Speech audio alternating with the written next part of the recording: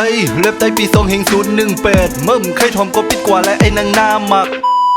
พวกเขาเฮ็ดมาโกมไล่เซ่พวกมึงนกเป็นเฮ็ดในสวลีทอมในว่าเฮ้เฮ้เฮ้เฮ้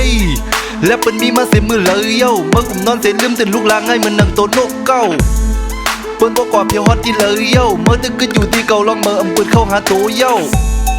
ตาปันแห้งในแต่มีไปกาสมานจอมสุกยุงจอมเซจอมเฮและซอมซี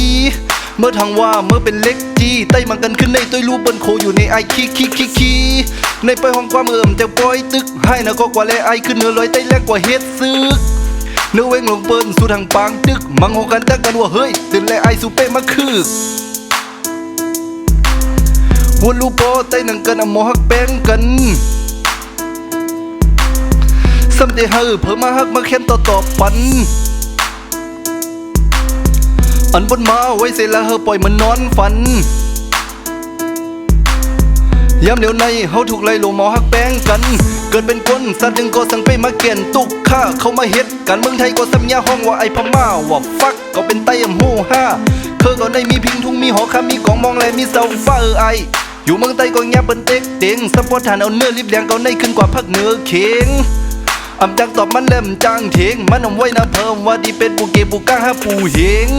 อ่างติดตึกเฮอบรรจกซุ่มไตในไทยก็แตกออกเพราะเป็น10หมู่และเศร้าจุ่มกว่ามือกูปอก็มีอำสอนหู้เคยมือสูงเฮยจู้แตกใหญ่สู่ไทยโจกันลู่มาหน้าล้อผ้าต่อซ่ามอห้ามาละหน้าทุกขานัตตาอโมยอมกลมยอมเมิ่มยอมเขาคือก้อนเมื่อคือก้อนและเขาก็แก่เมื่อก็แก่เป็นในไต้เฮาอำป้อมอฮักกันคืนฮักกันไว้แล้วตอนเลี้ยวก็ไปปาตกลื่น